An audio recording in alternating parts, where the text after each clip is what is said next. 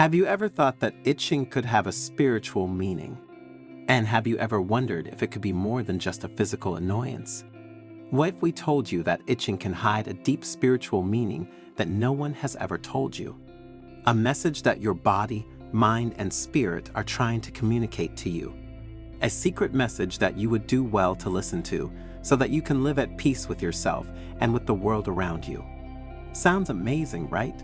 But in the heart of Japan, in an ancient monastery, a wise monk named Tetsuo has dedicated his life to studying mysteries like this. And in this fascinating Zen story, we will take you on a journey to discover ancient wisdom and a new perspective on itching. You will discover how itching can be a sign of imbalance, an invitation to healing, an opportunity for spiritual growth. And if you stay until the end of the video, you will understand how to discover when itching is a simple physical annoyance and when, on the contrary, it is a spiritual messenger. But before continuing, subscribe to the channel and activate notifications to be informed when we publish new content for your spiritual growth. The morning sun filtered through the leaves of the maples of the Zen monastery of Komyoji, illuminating the wrinkled but serene face of the venerable monk Tetsuo. His disciples, sitting in a semicircle around him, eagerly awaited his words. Tetsuo was known for his enigmatic parables and profound teachings, capable of touching the heart and awakening the mind. That day, however, the topic seemed, only on the surface, unusually banal and earthly, itching. My dear disciples, the monk began with an enigmatic smile.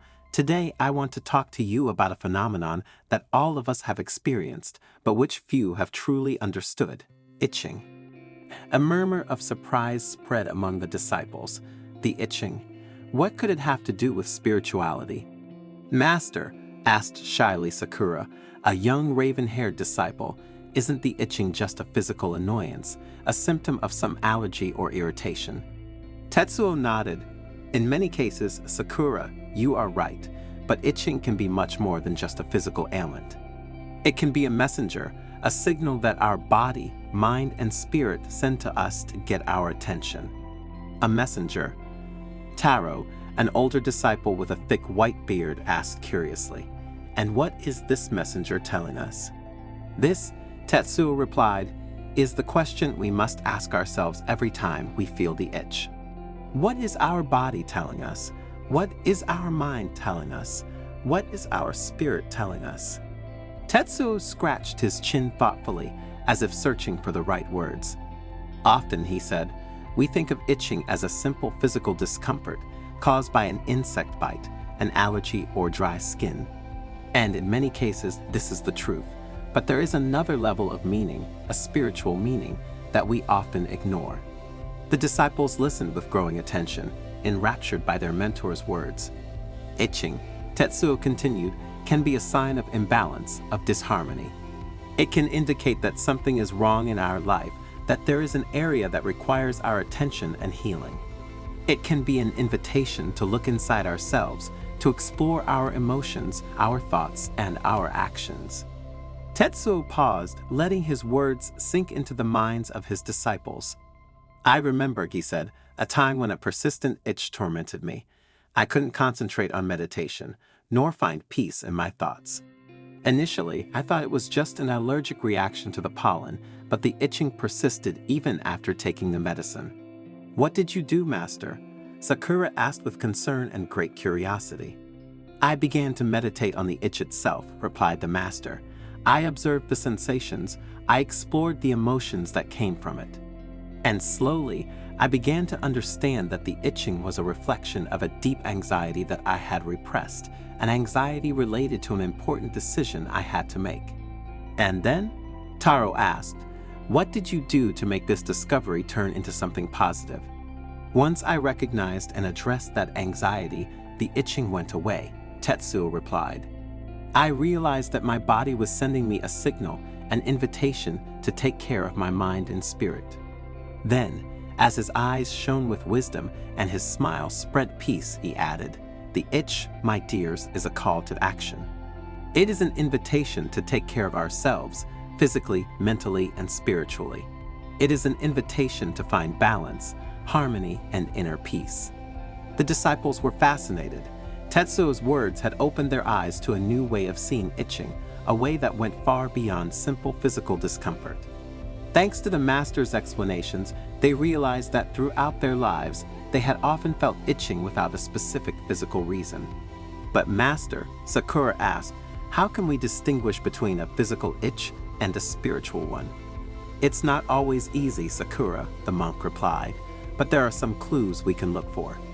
A spiritual itch tends to be persistent, unresponsive to physical treatments, and accompanied by other sensations or emotions, such as anxiety, frustration, or restlessness. Tetsuo continued, furthermore, a spiritual itch can manifest itself in specific areas of the body, each of which has a symbolic meaning. For example, an itchy hand can indicate a desire to take action to change something in our life.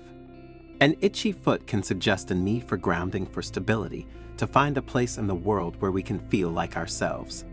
An itchy head can be a sign of mental confusion or thought overload. The disciples listened intently, taking mental notes. The lesson on itching became more and more interesting. Tetsuo, looking his disciples in the eyes, continued his lesson by telling about a new disciple who had once arrived at the monastery. He was a young man tormented by constant itching in his hands. He had consulted numerous doctors, but none had been able to find a cause or cure. Desperate, Hiroshi had decided to seek help in the monastery, hoping to find relief in Tetsuo's wisdom. The monk welcomed Hiroshi warmly and invited him to share his story. And the young man told of his hectic life, his stressful job, and his constant dissatisfaction. He had always looked for happiness externally, accumulating material goods and chasing ephemeral successes, but nothing seemed to quench his internal itch. Tetsuo listened carefully, nodding every now and then. When Hiroshi finished speaking, the monk said to him, "Hiroshi, your itchy hands are not just a physical ailment. It is a sign that your soul is restless, that there is an unexpressed desire burning inside you. Your hands, tools of action and creation, are asking you to express your true nature, to follow your passion." Hiroshi was confused, but Master, he said, I don't know what my true passion is. I have always done what others expected of me, what society considered right and appropriate. Tetsuo nodded and replied, your true passion, Hiroshi, is like a seed buried deep in the earth. It needs to be nurtured, cared for, and brought to light. Start exploring your interests, experimenting with new activities, following your curiosity.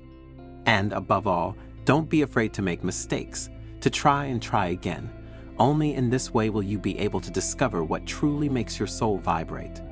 Hiroshi, inspired by Tetsuo's words, began to dedicate time every day to self-discovery. He experimented with painting, writing, music, dancing, cooking, gardening. Every activity opened new doors for him, showed him aspects of himself that he didn't know, and slowly the itchy hands began to subside. One day, while he was working in the monastery garden, he felt a deep and unexpected joy. His hands, immersed in the earth, seemed to dance among the plants, creating harmony and beauty. In that moment, Hiroshi understood that his true passion was nature, taking care of the earth and its creatures. And from that day on, he enthusiastically dedicated himself to gardening, transforming the monastery garden into an oasis of peace and abundance. The itchy hands had completely disappeared, replaced by a feeling of contentment and serenity. He had found his true calling, his purpose in life. The disciples reflected on the story they had just heard, understanding the profound message it contained. The itch, like life itself, was a journey, an opportunity for growth and transformation. From that day, Tetsuo's disciples began to see the itch with different eyes. It was no longer just an annoyance, but an opportunity, an invitation to explore one's inner world and find peace, balance, and healing. And so, itching, from a simple physical symptom, transformed into a powerful tool for spiritual growth, a path towards self-realization. In the following days, the disciples began to share their experiences with the itch.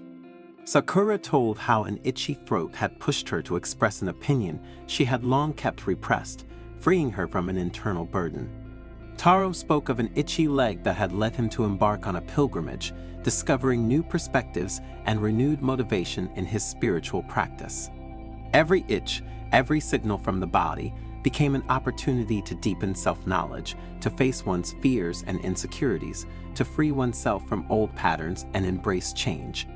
And the Komyoji Monastery became a place of healing and transformation, where itching, from an annoying symptom, was transformed into a precious ally on the spiritual path. And Tetsuo, the wise monk, continued to guide his disciples with love and compassion, teaching them to listen to body language and find inner peace.